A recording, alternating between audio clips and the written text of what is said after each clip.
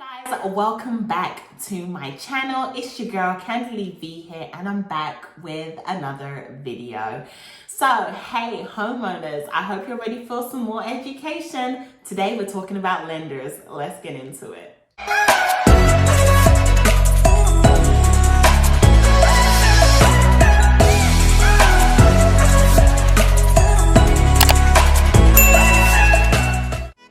Okay guys, did you know that there are actually different types of lenders? So if you are going to get a mortgage, you also have to shop around and pick the lender that you want to get. So today I'm here just to give you guys a few tips and just to let you guys know about the different types of lenders that there are out there when you are purchasing your first home. Let's get into the different types of lenders available to you. There are three main types of lenders. The first one is your mortgage broker, but they're also known as mortgage bankers. The second type is your direct lender. Direct lenders are typically a bank or a credit union. Those are typically direct lenders, okay? And then you have your third type of lender, which is your secondary market lender. So those are usually government-assisted programs like Fannie Mae, Freddie Mac. I'm sure you've heard about those, and if you haven't, definitely go and do your research. So let's get into lender number one, your mortgage brokers or your mortgage bankers. So mortgage brokers and mortgage bankers are basically, what they do is they shop around for all different types of mortgages, well, loans, should I say, and they will do the work for you. So they typically have a relationship with several different lenders, and they will, depending on your circumstance and your application that you submitted to them, they will then go and shop for the best competitive rates that are going at that time. So they kind of put the legwork in for you with what's going to be best for your current situation. So it is handy to have a mortgage broker or a mortgage lender that you go through, but you don't typically have to do that. You can definitely go through another mortgage lender. Okay, so that's your first one. Your second mortgage lender is the direct lender. So direct lenders, as already explained, are your direct banks and credit unions. Now, they also offer services in all 50 states because they're a bank, right? And they typically kind of keep to exactly what they have to offer, and that's kind of it. Whatever the rate is for them right now in the time, then that is it. They don't really tend to do much wiggle room with what they're gonna offer. So that's definitely something that you want to keep in mind when you do go through. I would highly suggest though, if you are with a credit union, then please do make sure that you have also submitted an application to your credit union, because it wasn't in my case. However, I have also heard from several different people, your credit union is actually, usually credit unions offer the best rates. They're better than going to the bigger banks. So you definitely want to check with the credit union first. Unfortunately, I got offered an even better option through a mortgage broker, and I actually ended up doing it that way. So yes, I would suggest that you definitely try your credit union, because they may offer you some amazing rates, especially for depending on how long you had been with them for.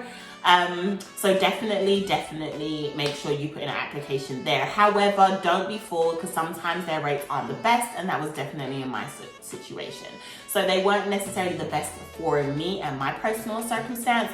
However, mortgage brokers found the absolute perfect loan for me, and I was very, very happy. So those are suggestions that you may want to try. But also, one thing to bear in mind is that although that the mortgage brokers do work with the direct lenders a lot of the time, sometimes mortgage brokers are limited to a certain amount of states. They can't work in all 50 states like direct lenders do. So they can be subjected to that. And then also what you may want to bear in mind is that at the end of it, the mortgage broker does get a cut out of the transaction, so you will be paying a little bit more than if you went to a direct lender. But to be honest, I'm not really to be really honest with you guys, I don't feel if you see what I'm saying, like, I don't feel my mortgage broker expenses coming out of my mortgage. So to me, it didn't matter to me either way, but it is an important step for anybody else that does care, that doesn't want to be paying anything extra. Those are your options. But as a first-time home buyer, sometimes the banks are not the best way to go. But you definitely need to try, which is why I said in my last video that you definitely, what was it? The first video, I believe, is that you definitely want to make sure you are sending out applications, and we'll get into that right after I talk about the third type of lender. So your third type of lender is your secondary market lender. So that can be, a lot of the time it's government assistance, especially with us being first-time home buyers. There's a lot of programs that actually benefit and help you, and especially help you get the best rates that you possibly can. So one thing you may want to look and find out about is secondary market lenders. Sometimes your mortgage broker will bring you to a secondary market lender. So that is also something that you should bear in mind, because a lot of the time brokers also have one-on-one relationships with the market lenders. So definitely keep that in mind. Market lenders are like the federal national, sorry, I'm reading this because I'm reading all their names because I will forget. So, okay. So you got the Federal National the Federal National Mortgage Association, FNMA, or also known as Fannie Mae, okay? And I worked with Fannie Mae. Brilliant program. Okay, you also have Government National Mortgage Association, the GNMA, or Ginnie Mae, okay? And then you also have the Federal Home Loan Mortgage Corporation, FHLMC, or also known as Freddie Mac. Okay, so those are the different types of secondary market lenders. You may have heard some of the names. I know that Fannie Mae is definitely one that I heard of before I even went in this home buying process.